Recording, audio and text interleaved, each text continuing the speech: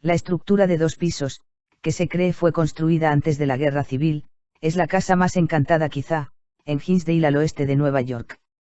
La casa fue protagonista en 1974 de un exorcismo muy inusual por un sacerdote de St. Bonaventure University, Alfonso Travoldi, y ha sido objeto de un libro, un docudrama de Discovery Channel, y la fascinación sin fin por los entusiastas de lo paranormal.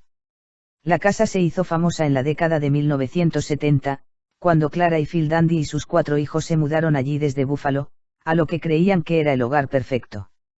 Por entonces, Clara Miller y su esposo Phil estaban pasando por una etapa complicada en su matrimonio, por lo que decidieron buscar un nuevo entorno, cercano al campo, en el que poder criar a sus 4 hijos y poner fin a sus problemas de pareja. 4 años después, la situación cambió radicalmente, la familia se vio obligada a abandonar su hogar por los terroríficos sucesos que allí estaban produciéndose. La casa tenía en la parte de arriba varios dormitorios y un baño, mientras que en la parte de abajo había un salón, la cocina, una habitación y un baño. Lo que más les llamó la atención fue la especie de habitación que había debajo de las escaleras, que según les dicen es el cuarto de las calderas. El cuarto era muy oscuro y aparecía sin luz, en él solo había una chimenea, algo que extrañó a Clara.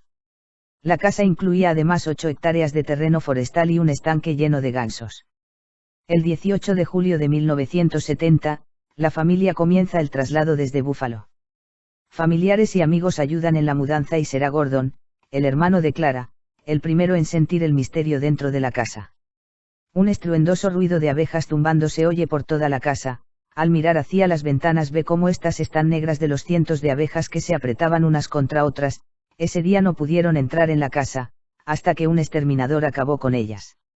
Una noche mientras Clara conducía de regreso a casa desde su trabajo la coge una gran tormenta que amenaza con tirar los árboles que había en el camino de entrada a la casa. Al pasar y mirar la rama de uno de los árboles pudo ver perfectamente la figura de una mujer colgada de esa rama. Frena inmediatamente y baja del coche, pero al mirar de nuevo allí no hay nadie. Mikel, hijo de 17 años, mientras jugaba un día con sus amigos en el bosque que circundaba la casa, ven a un hombre joven de espaldas a ellos con una escopeta al hombro, deciden seguirle porque les parece que hay algo extraño en la figura y de repente se esfumó ante sus ojos.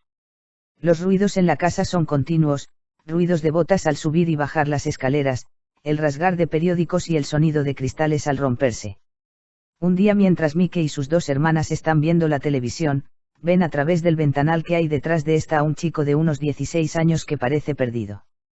Un chico de tez muy blanca y pelo oscuro, cuyas ropas son muy antiguas, como de 2 décadas atrás. Mike, pensando que es alguien perdido, se hila a su encuentro, pero ante su atónita mirada el muchacho desaparece. Más tarde, la familia se enteraría de que este chico había sido el hijo de un comerciante de la zona que en su día había desaparecido.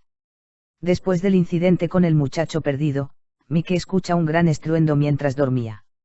Al incorporarse ve cómo el ajedrez que tenía en la cómoda estaba en el suelo como bailando y otro de los juegos apilados en esa misma cómoda. Sale de entre esta pila sin tirar los de arriba que quedan colgando en el aire y Sale disparado hacia su pecho aprisionándole este.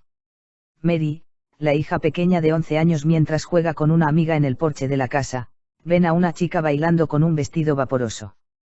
La describen con el pelo oscuro, cara muy blanca y cuencas de los ojos vacías que se acerca a ellas riéndose. Antes de llegar a ellas, la figura desaparece ante sus ojos. Cuando avisan a Clara, allí no hay nadie.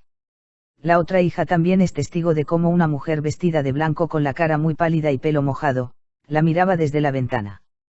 La histeria colectiva de la familia se va propagando por toda la casa.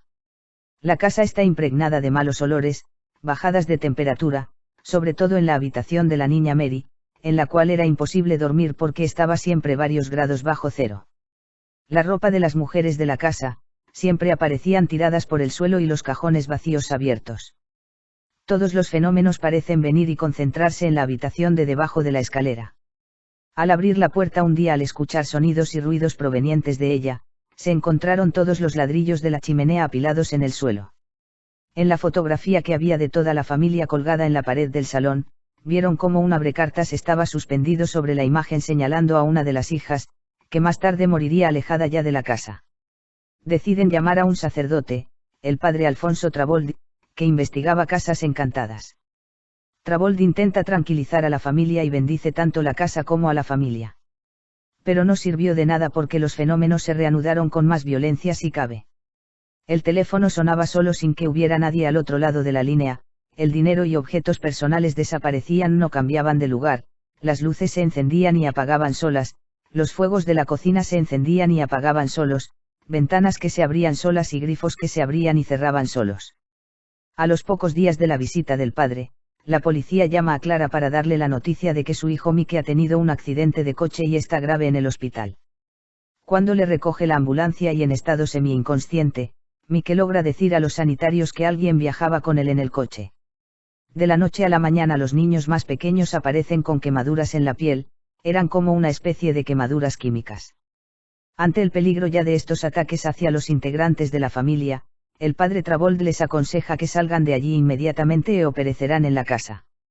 Así el psíquico Alex Tanis llega en 1972 a la casa y observa que todos los fenómenos se centran en ese cuarto de debajo de la escalera.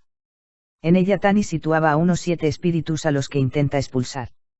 También visualiza que la casa había sido antiguamente una posada en donde paraban las diligencias que iban de camino a otros pueblos. El posadero se dedicaba a robar y asesinar a los pasajeros antes de tirar sus cadáveres a la habitación de la chimenea. La propiedad con esas 8 hectáreas fueron propiedad de los nativos americanos, cuyas almas pueden seguir en esas tierras, ya que, en la década de 1780, los americanos nativos que vivían allí se negaron a luchar por la Confederación, y cerca de 1.400 nativos americanos fueron exterminados por los soldados en una noche. De hecho, los perros de la familia, aparecían algunas veces con tibias y demás huesos que estaban enterrados en los campos. La familia se declara en bancarrota y deciden abandonar todo y marcharse de allí. Otras familias han pasado por la casa después de ellos, pero todas corrieron la misma suerte que Clara y Phil. Todos menos el matrimonio compuesto por Flou y Joe, que vivieron allí desde 1986 hasta el año en que murieron. Ellos sufrieron también visiones y algunos fenómenos que asustaron a las anteriores familias, pero a ellos les molestaba más los curiosos que iban a observar la casa día y noche, que los misteriosos moradores de esta.